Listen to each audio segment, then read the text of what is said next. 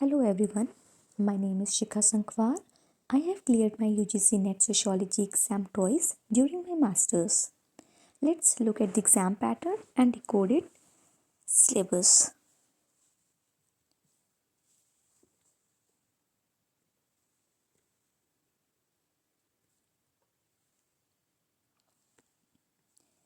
See,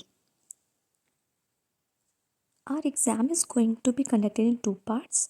One is written and second is interview.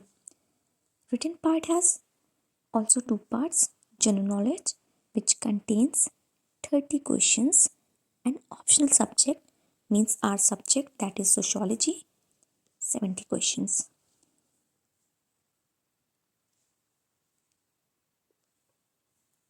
Total 100 questions होंगे और हर एक सवाल 2 नंबर का है। यहाँ पे ये जो 30 क्वेश्चंस हैं जीके के और ये जो 70 क्वेश्चन है ऑप्शनल के, तो 70 क्वेश्चन जो ऑप्शन का होता है उसमें सारे स्टूडेंट्स का जो लेवल होता है, गेम होता है, वो सेम होता है। लेकिन जो ये वाला पार्ट है 30 क्वेश्चंस, इसमें लोग लैग करते हैं और इसमें कुछ लोग स्कोर करते हैं। तो जो इस पार्ट में स्कोर करता है उनके चांसेस बढ़ जाते हैं। तो आपको ये वाला पार्ट भी बहुत अच्छे से प्रिपेयर करना है so that you also get into services. और इस एग्ज़ाम में सबसे अच्छी बात है कि निगेटिव मार्किंग नहीं है, there is no negative marking. ठीक है, तो इस एग्ज़ाम को हमें प्रिपेयर करने के लिए दो चीज़ों पे होल्ड करनी है, एक तो जनरल नॉलेज और अपना ऑप्शनल सब्जेक्ट को तो स्ट्रॉन्ग करना ही करना है।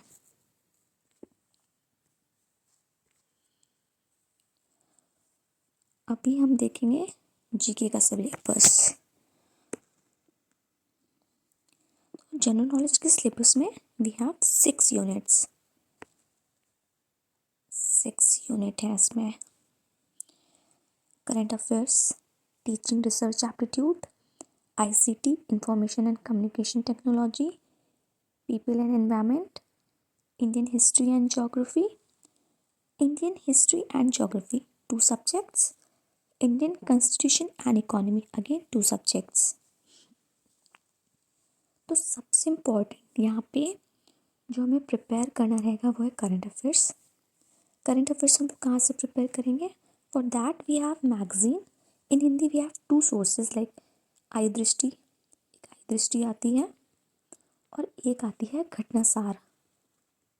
और इंग्लिश में अगर आपको पढ़ना है तो आई दृष्टि इंग्लिश में आती है, ये इंग्लिश में आती है। इसके अलावा घटना चक्र की PYQ आप ले सकते हो जीके की, उन्होंने नई नई लॉन्च कर दी और अभी आ भी गई है मार्केट में, तो उसमें आपको सारा PYQ सब मिल जाएगा। फिर पार्ट, ये वाला पार्ट जो आपका सब्जेक्टिव है प्लस आपका ICT है, ये आप कवर कर सकते हो ल्यूसेंट से, ये आपका ल्यूसेंट से कवर हो जाएगा। फिर ये आपका जो टीचिंग एंड रिसर्च एप्टीट्यूड है, तो टीचिंग वाला पार्ट आपको अलग से करना पड़ेगा। रिसर्च एप्टीट्यूड तो आपका जो खुद का सब्जेक्ट है उसमें भी वो पार्ट है, तो यहाँ पे ये वाला पार्ट आपका, यहाँ वाला आपके सब्जेक्ट में ही कवर हो जाएगा। बचा जो आपका टीचिंग है, ये आप यूट्यूब पे किसी का भी रैंडम वीडियो डालिएगा, बहुत सारे लिंक्स आ जाएंगे, आप वहाँ से ये चीज़ कवर कर सकते हो। तो अभी आपको इंडियन हिस्ट्री एंड ज्योग्राफी ये समझना है इसको कैसे करना है।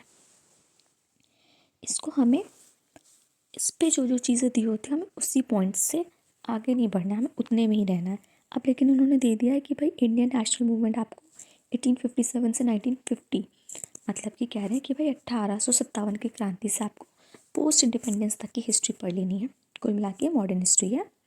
फिर तो इसमें आपको कैसे पढ़ना है कि भाई मेजर रिवॉल्ट्स जो हो गया, मेजर मूवमेंट्स हैं, नेशनल मूवमेंट्स हैं, फिर पूरी एक क्रोनोलॉजी कि कौन सी चीज़ कब कब कब हुई, first round table conference, second, third, पूरा एक क्रोनोलॉजी बना लो दिमाग में, उसी से क्वेश्चन सॉल्व हो जाएगा। अभी कह रहा है origin of universe, solar system, Indian geography general. Indian geography general मतलब है कि आपको इंडिया के फिजिकल फीचर्स, पॉलिटिकल, आपको सब पता होना चाहिए। फिजिकल फीचर्स मीन्स कि आपका इंडिया के जो पहाड़ हैं ऊपर से नीचे कौन से हैं, कौन सा फॉरेस्ट कहाँ पाया जाता है, कैसी मिट्टी कहाँ पे हो है, कौन सी जगह पे किस तरह के जंगल हैं, ये सारा आपका इंडियन ज्योग्राफी में आ जाएगा, एक जनरल ज्योग्राफी। फिर आपको इंडियन पॉलिटी कवर करनी है।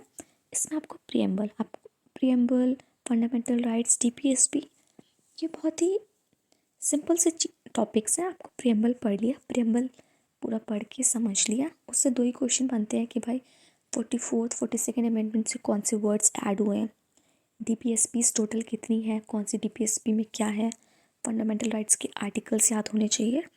ये आपका पॉलिटिक्स हो जाएगा। Judiciary, high court, supreme court, इनके पावर्स, इनके आर्टिकल्स, ये अच्छे से समझ लेना है। पब्लिक सर्विस कमीशन का रोल क्या है, इलेक्शन कमीशन का रोल क्या है, इलेक्शंस कैसे कंडक्ट होते हैं, ये कर लेना है। फिर आ जाओ इकोनॉमी के लिए उन्होंने देखो यहाँ पे दिया है आपको population, poverty, unemployment, planning and development, income tax, agriculture, industry, trade, money, currency, banking and capital market, ये सब पढ़ना है। लेकिन आप जब पेपर उठा के देखोगे इकोनॉमी में तो ये लोग थ्योरी पार्ट कम पूछते हैं एंड दे आस्क मोर कि भाई बजट, इकोनॉमिक सर्वे, थोड़ी बहुत स्कीम्स, गवर्नमेंट यूनियन की भी और स्टेट की भी, दोनों ही इम्पोर्टेंट है यहाँ पे। तो आपको इकोनॉमी में स्टैटिक पार्ट आपको एक रीडिंग लगा लेनी है, उसके बाद आपको इकोनॉमी का बजट, यूनियन स्टेट दोनों का पढ़ना है।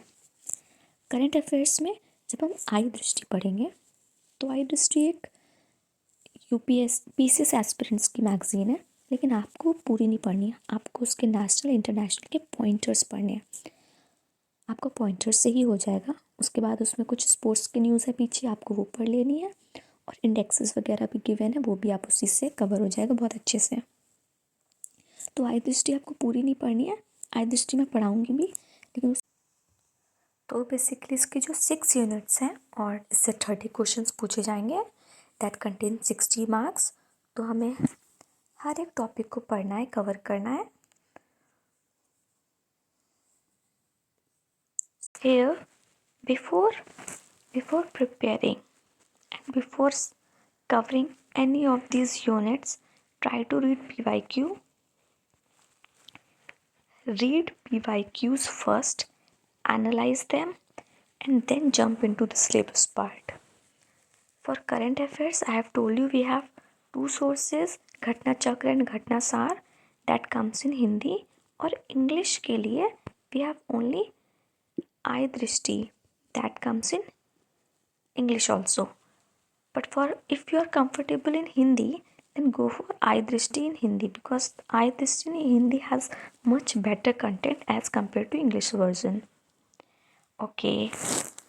And for GS, I have told you Lucent is enough. That's all. We have covered all our 6 units. See you in the next video. Bye bye.